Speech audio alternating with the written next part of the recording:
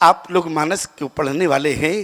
केकई ने शर्त रख दी थी, माँ केकई ने, हो मुनिवेश दर जो न राम बन जाए।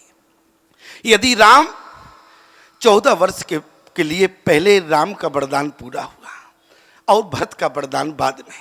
अच्छा, तो केकई जब जानती थी ठीक से, तो केकई माता यह भी कह सकती थी कि पहले राम को 14 वर्ष का वनवास मिले और इसके बाद दूसरा वरदान हमारा भरत को राज्य मिले। लेकिन देखो, केकई ने परिवर्तन नहीं किया बल्कि शर्त रख दी। परिवर्तन क्यों नहीं किया? क्योंकि केकई ने कहा परिवर्तन इसलिए नहीं है क्योंकि हमारे पति दशरथ के द्वारा दिए हुए 2 वचन हैं। अच्छा, 2 वचन कौन कौन है? क्योंकि जिस समय केकई का स्वयंवर हुआ तो उसी समय राजा दशरथ भी केकई के स्वयंवर में गए हुए थे। और प्रथा है प्यारे कि स्वयंवर के पहले जैसे जानकी जी गिरजा पूजन के लिए आई तो माता केकई भी गिरजा पूजन के लिए गई। उसी समय राजा दशरथ शिकार खेलने गए। शिकार के प्रेमी थे। राजा दशरथ ने एक दंपति हिरण को देखा प्यारे, और हिरनी को बाण चला के जैसे ही मारा, और वहाँ केकई ने देखा कि हमारे पिता के राज्य में कौन आया जो दंपति को मारने के लिए। उसी समय केकई भी धनुर्विद्या में निपुण थी। केकई ने भी एक बाण चलाया, दशरथ के बाण के 2 टुकड़े हो गए। जैसे 2 टुकड़े हुए, दशरथ ने कहा हमारे बाण को काटने की हिम्मत किसमें नहीं थी, किसने हमारे बाण को काटा? सारथी ने कहा जिस राजकुमारी के विवाह में आए हो उसी ने तुम्हारे बाण को काट दिया। दशरथ ने निश्चय किया यदि मैं विवाह करूंगा तो इसी राजकुमारी से करूंगा। स्वयंवर अगले दिन था, लेकिन पहुंच गए पहले और उनके पिता से निवेदन करने लगे। उनके पिता ने कहा तुम्हारा आग्रह सुनकर मैं प्रसन्न हूँ और तुम्हारी बात भी मानने को तैयार हूँ, लेकिन राजन तुम्हारे यहाँ रघुकुल में हमने एक बात सुनी है। दशरथ जी ने कहा क्या सुना है? बोले तुम्हारे रघुकुल में वचन की मर्यादा बहुत ज्यादा है। बोले रघुकुल रीता अरे सदा चली आई और प्राणी जाए बर बचन न जाए। तुम्हारे रघुकुल में वचन की मर्यादा है, इसलिए मुझे वचन दे दो। राजा दशरथ ने कहा क्या चाहते हो? केकई के पिता ने कहा राजन मैं केवल इतना वचन चाहता हूँ, केकई के गर्भ से जो संतान होगी वो अयोध्या के सिंहासन पर बैठेगी। राजा दशरथ के द्वारा दिया हुआ पहला वचन केकई के पिता को था, इसलिए पहले वचन क्या था तो मांग लिया। बोली सुनो प्राण प्रिय भावत जी का देव एक बार भरत टीका। याद रखना। तो दूसरा वचन कौन सा है प्यारे? दोनों वचन राजा दशरथ के क्रम से हैं और क्रम से केकई ने वरदान मांगा। पहला वचन भरत को पिता को दिया तो भरत को राज्य मांग लिया। दूसरा वचन राजा दशरथ ने किसको दिया प्यारे? जिस समय पुत्रेष्टि यज्ञ हुआ और पुत्रेष्टि यज्ञ अयोध्या की भूमि पर जैसे आपके यहाँ सम्मेलन हो रहा है तो स्वाभाविक है कि आप अपने मित्रों को सूचना करते होंगे बढ़िया कथा हो रही है, आइए सभी लोग अच्छे व्यास आए हैं, बड़े सुंदर भाव बताते हैं। तो ईमानदारी से बताओ एक ना एक मित्र को फोन करते हो कि नहीं करते हो, सूचना देते हो? इसी प्रकार जब अयोध्या की धरती पर पुत्रेष्टि यज्ञ हुआ तो राजा दशरथ ने सारे अपने रिश्तेदारों को और जितने भी मित्र मंडली थी सबको एकदम सूचना दे दी। और जब सूचना दिया तो सभी लोग आए हुए थे। और जैसे ही राजा दशरथ वशिष्ठ के कहने के अनुसार तीनों रानियों में खीर का वितरण कर रहे थे, क्या लिखा है? बोले अर्धे भाग कौशल्य दीना, आधा भाग 2 भाग बनाए तो आधा भाग जैसे ही राजा दशरथ ने हाथ में लिया तो रानी कौशल्या को देने लगे। लेकिन याद रखना प्यारे, देने के लिए हाथ बढ़ाया, हाथ रुक गया। माता कौशल्या ने देखा अभी हमारे पति खीर का भाग दे रहे थे लेकिन अब हाथ रुक गया। राजा दशरथ का हाथ क्यों रुका? खीर देते देते राजा दशरथ का हाथ क्यों रुक गया प्यारे?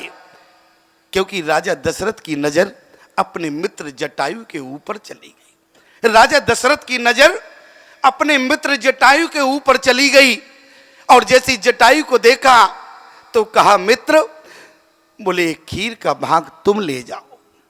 मित्र ने कहा अरे खीर का भाग आप अपनी रानियों को दे, रानी लाइन से खड़ी है। लेकिन उसी समय राजा दशरथ ने कहा बोले जे ना मित्र देखो, यहां सूत्र लग गया। क्या? बोले जे न मित्र दुख अरे होव दुखारी, उति नहीं पिलोकत पातक भारी, निज दुख गिरि सम अरे रज कर जाना, और मित्र के दुख रजो मेरो समाना। अपना दुख भूल गए, निसंतान है, लेकिन अब अपना दुख चक्रवर्ती भूल गए और मित्र का दुख याद आ गया। कहा जटायु तुम्हारे जीवन में भी कोई संतान नहीं है और तुमने अभी अभी सुना है, इसलिए खीर का पहले तुम भाग ले जाओ। अरे तुम भी पिता बनोगे, हम भी पिता बनेंगे, दोनों एक साथ पिता बनेंगे। लेकिन याद रखना प्यारे, इसका नाम है मित्रता। इसका नाम क्या है? मित्रता। लेकिन आज मित्रता में स्वार्थ सबसे ज्यादा है। आज मित्रता लोग स्वार्थ से करते हैं। आज की मित्रता दारू के ठेके से शुरू होती है। जब तक दारू का नशा रहता है तब तक मित्रता रहती है। आज की मित्रता पान की दुकान से शुरू होती है। जब तक मुख में पान रहता है मित्रता रहती है, और जहां पान खत्म वहां मित्रता भी खत्म हो जाती है। मित्रता में स्वार्थ नहीं होना चाहिए प्यारे। मैं तो कहता हूं लोग आजकल गुरु भी बनाते हैं तो स्वार्थ से बनाते। महाराज जी कहाँ से आए? बोले चित्रकूट से आए। तो आपकी दीक्षा लेंगे। अच्छा क्यों लोगे? अरे इसलिए कम से कम चित्रकूट जाना होगा तो बढ़िया कमरा मिलेगा, खाना पीना मिलेगा, कौन होटल में जाके किराया खर्च करेगा। लोगों के अंदर स्वार्थ हो गया। आज लोग गुरु बनाते हैं तो स्वार्थ हो गया। ऐसे गुरु बनाते हैं जिनकी राजनीतिक पैठ थोड़ा और अच्छी हो, कम से कम एक आध लाइसेंस तो बन सके। लेकिन एक बात याद रखना, गुरु बनाने में कभी स्वार्थ नहीं होना चाहिए। एक जगह हम कथा करने गए भैया, एक व्यक्ति हमारे पीछे पड़ गया। हमने कहा भले आदमी क्यों हमारे पीछे पड़े हो? बोले आपकी दीक्षा लेना चाहते हैं। हमने कहा हम तो तुम्हारे यहाँ पहली बार आए हैं। अरे एक आध बार मिले, इसके बाद दीक्षा की बात करना, अभी दीक्षा हम नहीं देते इतनी जल्दी। अरे बोले नहीं आपको दीक्षा देना पड़ेगा और मैं दीक्षा लेकर रहूँगा। हमने मामले को समझा। हमने कहा बात क्या है, क्यों इतनी जल्दी दीक्षा लेना चाहता? हमने कहा अच्छा ये बताओ मामला क्या है, पहले पूरी बात बताओ। बोले बात सिर्फ इतनी है, हमारे यहाँ गुंडे बहुत है। तो हमने कहा हम क्या गुंडों से लड़ने जाएंगे क्या? बोले हमारे यहाँ गुंडे बहुत है। हमने कहा बात क्या है? बोले हमारे यहाँ गुंडे बहुत हैं और हमारी छोटा सा धंधा है। हमने कहा धंधा क्या करते हो? बोले हमारे यहाँ पान की दुकान है और गुंडे आते हैं, कहते हैं पान लगा, तो हम पान लगाते हैं। वो कहते हैं तुलसी छाप तमाकू डालना, तो हम तुलसी छाप तमाकू डालते। अब पैसा तो देना नहीं होता है, पान वहीं खाते हैं, वहीं थूक देते हैं। नालायक, झूठ बोलते हो, इसमें तुलसी छाप तमाकू थी। तो बोले पैसा नहीं देते हैं, वहीं पान थूक कर चले जाते हैं। तो हमने कहा दीक्षा से समाधान कैसे होगा? बोले स्वामी जी हम बताएं कैसे होगा। हमने कहा बताओ। बोले आपकी कथा से लोग यहाँ प्रभावित हैं। हमने कहा हाँ तो। बोले जब हम आपकी दीक्षा लेंगे तो हमने कहा फिर क्या करोगे? बोले आपका एक फोटो बनवाएंगे और दुकान में लगा देंगे। तो हमने कहा फिर? बोले जैसे ही वो आएगा गुंडे कहेंगे पान लगा, तुलसी छाप तमाकू, तो हम तुलसी छाप डालेंगे। और जैसे ही वो कहेंगे नालायक झूठ बोलते हो, तुलसी छाप है, तो हम उन्हें विश्वास दिलाएंगे। हमने कहा भले आदमी कैसे विश्वास दिलाओगे? बोले हम उन्हें विश्वास दिलाएंगे गुरु कसम, तुलसी छाप, गुरु कसम 365। हमने कहा गजब हो गया, हम ही दाव पे लगा दोगे। क्यों प्यारे? अगर ऐसे समाज में चेला मिले, ऐसे मित्र मिले स्वार्थ के, तो गड़बड़ होगा कि नहीं होगा? अच्छा एक बात तो और बताएं, बड़ी गजब की बात है। एक घर में हम गए, क्या हुआ? पति पत्नी में झगड़ा हो रहा। अच्छा हम तो ठहरे समाधान करने वाले, हम तो ठहरे समाधान करने वाले। अब पति पत्नी में झगड़ा हो रहा था। अब झगड़ा कुछ नहीं था, इतना सा था, पत्नी कहती थी तुम बहुत झूठ बोलते हो, पति कहे तुम झूठ बोलती हो।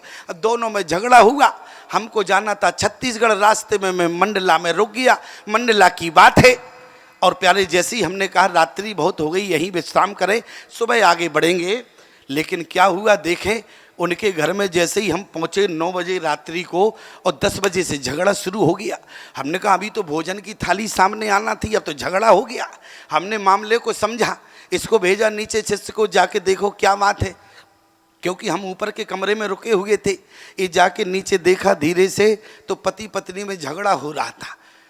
और ये हमारे पास आया, बोले स्वामी जी लगता है कि आज भूखे ही सोना पड़ेगा। हमने कहा कोई बात नहीं, समझ लेंगे, एकादशी थी, आराम से विश्राम करो, सुबह उठकर रवानगी होगी। क्या देखा कि वो झगड़ते झगड़ते कमरे तक आ गए। बोले स्वामी जी दरवाजा खोलो। हमने दरवाजा खोला। हमने कहा बात क्या है, क्यों झगड़ रहे हो, क्यों शोरगोल कर रहे हो, क्या सोने भी नहीं देना है? पत्नी बोली आप तो चैन से सो जाएंगे लेकिन झगड़ा कौन समाप्त करेगा। हमने कहा तुझे बताओ झगड़ा किस बात का हो रहा। पत्नी बोली ये बहुत झूठ बोलते हैं। हमने कहा क्यों? दीक्षा लेने के बाद कभी कोई झूठ बोलता है? दीक्षा के बाद जीवन में झूठ नहीं बोला जाता। हमने कहा आज के बाद झूठ नहीं बोलना। बोले स्वामी जी हम क्यों झूठ बोलते हैं, ये सबसे ज्यादा झूठ बोलती। हमने उनको भी डांटा, इनको भी डांटा। हमने कहा जाओ हमको सोने दो, अब आराम से तुम लोग जाओ। पत्नी बोली हम ऐसे नहीं जाएंगे। हमने कहा आप क्या चाहती हो? बोले आपकी सौगंध खा जावे तो विश्वास हो जाए। हमने कहा अच्छा गजब हो गया, इनके घर कहाँ से कहाँ आके हम रुक गए, इनके घर में कहाँ से कहाँ आके हम रुक गए, बवाल और पैदा हो गया। हम समाधान कर रहे थे कि झूठ मत बोलना। अच्छा ईमानदारी से बताओ, मेरा काम समझाना था, हमने समझा दिया। हमने कहा दोनों लोग झूठ मत बोलना। पत्नी बोली सौगंध खावे तब विश्वास होगा। हमने कहा क्यों, हमारी क्यों खावे सौगंध, तुम्हारी खा जावे, तुम्हारे बच्चों की खावे। अब बोली स्वामी जी अब आपके कौन आगे पीछे कोई रोने वाला है, हमारे तो छोटे छोटे बच्चे हैं। अब बताओ, लोग महात्माओं को फालतू समझते हैं, लोग समझते हैं महात्माओं के कौन कोई आगे पीछे है। लेकिन एक बात याद रखना प्यारे, महात्मा फालतू नहीं होते हैं। बिन बुलाए यदि महात्मा जिसके घर पहुंच जाते हैं प्यारे, और जो चरण धोकर महात्मा का अपने पूरे घर में छिड़क लेता है तो उसके घर से जीवन भर के लिए वास्तु दोष मिट जाता है। ऐसे महात्मा के चरण हुआ करते हैं, याद रखना प्यारे। तो हमने कहा समाधान हो गया जाएगा, कोई बात नहीं। हमने शिष्य से कहा बेटा जल्दी से सौगंध खा जाओ। बोले स्वामी जी मैं आपके चरणों की सौगंध खाता हूँ, आज के बाद कभी झूठ नहीं बोलूँगा। पत्नी बोली ऐसी आधी अधूरी सौगंध से विश्वास नहीं होता। तो हमने कहा फिर कैसी सौगंध चाहती है? पति बोला हम समझते हैं हमारे दांत हैं। पति ने कहा स्वामी जी मैं आपके चरणों की सौगंध खाता हूँ, आज के बाद कभी झूठ नहीं बोलूँगा, और यदि झूठ बोलूँ तो मैं अपने प्राण त्याग दूंगा। हमने कहा भैया ऐसी सौगंध खाने की जरूरत नहीं थी। अब उसने कहा स्वामी जी पत्नी से भी कहो ये भी सौगंध खावे। तो पत्नी क्या बोली? बोली स्वामी जी मैं आपके चरणों की सौगंध खाती हूँ, आज के बाद झूठ नहीं बोलूंगी, यदि झूठ बोलूं तो उसी दिन मैं अपने प्राण त्याग दूंगी। अब ईमानदारी से बताओ तो क्या होगा? पत्नी ने कहा स्वामी जी मैं आपके चरणों की सौगंध खाती हूं, यदि मैं झूठ बोलूं तो मैं उसी दिन विधवा हो जाऊंगी। अब ईमानदारी से बताओ समाधान हुआ कि बवाल हुआ? लेकिन याद रखना प्यारे, जीवन में स्वार्थ नहीं होना चाहिए, महात्माओं को फालतू मत समझना। आज मित्रता की परिभाषा क्या है? बोले जे ना मित्र दुखो अरे हो बे दुखारी, और तीन ही बिलोकत पातक भारी, निज दुख गिर सम रज कर जाना, मित्र के दुख रजु मेरो समाना। आज राजा दशरथ ने कहा मित्र एक खीर का भाग तुम ले जाओ।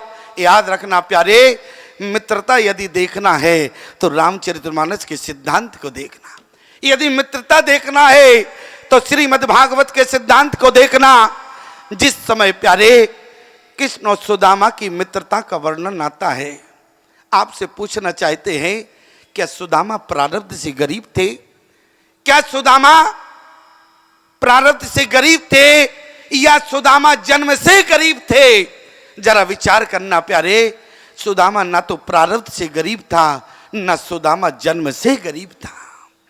जिस समय कृष्ण और सुदामा दोनों एक गुरुकुल में पढ़ते थे प्यारे, और गुरुकुल में विद्यार्थियों को सेवा देना होता है, उस दिन कृष्ण और सुदामा की ड्यूटी जंगल में लकड़ी काटने के लिए लगी। और प्यारे उसी समय गुरु माता ने कहा कि तुम लोग आज जंगल जाओगे, और एक कपड़े में बांधकर भुंजे हुए चने दिए, कहा कि सुदामा जाके तुम और कृष्ण जो है दोनों इन चनों को जंगल में पा लेना। उसी समय प्यारे जाने में विलंब था, चने से की पोटरी को सुदामा ने वहीं रख दिया। इतनी देर में दुर्वासा ऋषि का आना हुआ। दुर्वासा ऋषि ने कहा कि भिक्षा को मांगा तो गुरु माता ने कहा कि अभी घर में कुछ नहीं। क्यों? क्योंकि जो चने थे वो तो सुदामा को दे दिए, अब घर में कुछ नहीं है। दुर्वासा ऋषि तो दुर्वासा थे प्यारे, क्रोधी बहुत थे। आंख बंद करके देखा तो एक कपड़े में चने बंधे हुए रखे थे। दुर्वासा ऋषि ने श्राप दे दिया कि जो इन चनों को खाएगा पूरे जीवन निर्धन रहेगा। आज प्यारे सुदामा और कृष्ण जंगल में लकड़ी काटने के लिए गए। उसी समय सुदामा मौका ढूंढ रहे थे, भगवान से कुछ दूरी बना रहे थे। भगवान तो भगवान है, समझ गए। उसी समय भगवान ने एक लीला कर दी, एक वृक्ष के नीचे लेटने का नाटक किया। आंख बंद करके लेट गए और सुदामा उसी वृक्ष के पीछे जाके चना खाने लगा। कृष्ण जागे कि भगवान ने कहा कि सुदामा कुछ खा रहे हो? तो उसी समय सुदामा ने कहा कि कन्हैया मैं कुछ नहीं कहा रहा, केवल सर्दी ज़्यादा है इसलिए दांत किटकिटा रहे हैं। लेकिन आप जरा विचार करना, सुदामा ने कन्हैया से झूठ बोल दिया। किसी ने कहा सुदामा निर्गुण निराकार ब्रह्म तुम्हें साकार रूप में मिला, आज तुमने उस ब्रह्म को मित्र रूप में पाने के बाद तुमने अपने मित्र से झूठ कहा। तो सुदामा कहने लगा दुनिया के लोगों जरा विचार करना, दुर्वासा ऋषि का श्राप था, जो इन चनों को खाएगा पूरे जीवन निर्धन रहेगा। जरा विचार करो, संसार में देने वाला केवल परमात्मा है। बोले दाता एक राम जी, भिखारी सारी दुनिया, दाता एक राम जी। सुदामा ने कहा देने वाला सिर्फ कन्हैया है। और जरा विचार करो, जब देने वाला ही गरीब हो जाएगा, निर्धन हो जाएगा, तो संसार में लोगों को कहां से देगा प्यारे। इसलिए सुदामा भगवान से झूठ बोल गया, जीवन भर के लिए निर्धनता स्वीकार कर ली, लेकिन भगवान को गरीब नहीं होने दिया। याद रखना, भगवान कन्हैया को अमीर बनाने वाला उसका मित्र सुदामा है। नियम क्या कहता है? बोले जे न मित्र दुखो अरे हो बे दुखारी, और तीन ही बिलोकत पातक भारी, निज दुख गिर समरज कर जाना, मित्र की दुख रजु मेरु समाना। आज राजा दशरथ ने कहा कि मित्र खीर का भाग तुम ले जाओ, लेकिन उसी समय जटायु ने कहा कि मित्र खीर का भाग मुझे क्यों दे रहे हो? बोले मित्र तुम निसंतान हो, तुम्हारे जीवन में भी कोई संतान नहीं, और संतान तुम्हारे मित्र दशरथ के भी नहीं है। इसलिए मित्र हम दोनों लोग एक साथ पिता बनेंगे। लेकिन उसी समय प्यारे राजा दशरथ ने जटायु से काफी जिद किया। बोले मित्र खीर का भाग पहले तुम्हें लेना होगा। याद रखना, एक खीर का भाग पहले तुम्हें लेना होगा।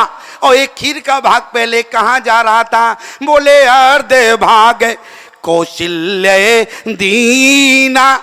उसी समय प्यारे जटायु ने कहा कि मित्र तुम मुझे खीर का भाग देना चाहते हो तो मुझे खीर का भाग मत दो। राजा दशरथ ने कहा कि मित्र तो क्या चाहते हो, खीर का भाग नहीं लोगे? जटायु ने कहा कि मित्र मैं खीर का भाग नहीं, तुम्हारे यहाँ वचन की बहुत मर्यादा है, वचन की वैल्यूएशन है, इसलिए राजन तुम मुझे खीर का भाग मत दो, मुझे तो केवल वचन दे दो। राजा दशरथ ने कहा मित्र क्या वचन चाहते हो? उसी समय जटायु ने कहा कि मित्र मैं केवल इतना वचन चाहता हूं, एक खीर का भाग जो तुम्हारे हाथ में है, एक खीर का भाग जो तुम जटायु को दे रहे थे, मुझे केवल इतना वचन दे दो, एक खीर का भाग तुम जिस रानी को दोगे उस रानी के गर्भ से जो संतान होगी वो तुम्हारी अंतिम क्रिया नहीं बल्कि जटायु की अंतिम क्रिया करेगा। मैं केवल इतना वचन चाहता हूं। और ईमानदारी से बताओ सिद्धांत क्या कहता है? बोले पितु की अंत क्रिया करवे को अरे बड़ो पूत अधिकारी, और सो पितु क्रिया भरत कहे सौंपी, और फिर वो खग क्रिया समारी। आज माता कैकेयी ने प्यारे दो बचनों रहे राजा दशरथ के। आज प्यारे नारी के जीवन में विधवा शब्द बहुत खराब होता है। नारी के जीवन में नारी अपने जीवन में सब कुछ सुनना चाहती है, लेकिन जिस दिन नारी के कान में आवाज जाती है, आज तेरा पति मर गया, आज तू विधवा हो गई, उस दिन नारी के जीवन में मानो एक पहाड़ गिरता है। याद रखना प्यारे, कोई नारी विधवा शब्द सुनना नहीं चाहती। और क्या केकई चाहती थी कि मैं विधवा हो जाऊं? लेकिन प्यारे, अपने पति की कीर्ति को अमर रखने के लिए केकई ने दोनों वचनों को निभाया। दोनों वचन के बदले में 2 वरदान मांगे। एक बात याद रखना, माता केकई पर कभी दोष मत देना और जरा विचार करना। रामचरितमानस तो प्यारे भगवान का विवाह होने के बाद पूर्ण हो जाती, केवल बाल कांड होता, उत्तर कांड होता। 7 कांडों में 2 कांड होते, क्योंकि उत्तर कांड में भगवान का राज हुआ, लेकिन 5 कांड प्रदान करने वाली माँ केकई है। माँ केकई ना होती तो अयोध्या कांड, अरण्य कांड, किष्किंधा कांड, सुंदर कांड और लंका कांड ना बना होता प्यारे। इसलिए माता केकई समाज में ये हो सकता है कि लौकिक दृष्टि से माता केकई को अपयश लग गया, लेकिन प्यारे राम ने क्या कहा? बोले दोष दे जननी जड़ते ही और जिन गुरु साधु सवान से। जिन्होंने महात्माओं के द्वारा संग नहीं किया वो माता केकई को दोष देंगे। जरा विचार करो, जिस समय भरत माँ कौशल्या के पास गए, माता कौशल्या से कहा कि माँ तुम राम को जन्म देने वाली माँ हो, यदि तुम चाहती तो आज राम को तुम 14 वर्ष जाने से, वनवास होने से रोक सकती थी। माँ कौशल्या ने कहा कि बेटा मैंने रोकने का प्रयास किया, मैंने रोका। मैंने क्या कहा? बोली जो केवल, ध्यान से सुनना, बोले जो केवल पितु आयो सो ताता ओ तो जानी जाओ जानी बड़ी माता। क्योंकि माँ पिता से बड़ी होती है। याद रखना, माँ पिता से बड़ी होती है, क्योंकि पुत्र को जन्म देने वाली माँ होती है। कभी आपने विचार किया, माँ जानती है यदि 2 महीने का बालक भी हो तो माँ जानती है कि हमारा बेटा क्या चाहता है। इस समय हमारे बेटे को बाहर घूमना है या ये भूखा है, पिता आज तक नहीं जान पाया। राजा दशरथ नहीं समझ पाए, लेकिन माँ समझ गई। क्या आप कोई भी शास्त्र पढ़ना प्यारे, लेकिन कहीं भी लक्ष्मण के रोकने का प्रमाण नहीं है। यदि 14 वर्ष राम वनवासी तो लक्ष्मण को रोक देती कि लक्ष्मण वनवास मैंने तुमको नहीं मांगा और हमारे वचन के मुताबिक तुम नहीं जाओगे। एक बात और, सीता को रोक सकती थी कि सीता वनवास केवल राम को मांगा, तुम वनवास नहीं जाओगी। मैं केवल कहना इतना चाहता हूं, राजा दशरथ पिता की भूमिका में है और केकई मां की भूमिका में है। जितना बेटे को मां जानती है उतना पिता नहीं जान सकता। मां केकई जान गई। बोले जग के कारण में कौन कौन है? जग के कारण में राम जी है, इसलिए राम जी वनवास जाएंगे। और जग के कारण में कौन है? बोले आदि शक्ति जय, अरे जगे उपजा आया और सो अब तारे मोरू ये माया। तो लक्ष्मण जी किस लिए आए? बोले शेष सहित अरे शीस जग कारण और सो अब तारे भूम भयतारन। इसलिए किसी भी शास्त्र में प्रमाण नहीं मिलता कि माता केकई ने लक्ष्मण और सीता को रोका हो। क्यों? क्योंकि जग के कारण में 3 ही आए थे, इसलिए तीनों को ही जाना पड़ेगा, तब जग का कारण बनेगा प्यारे।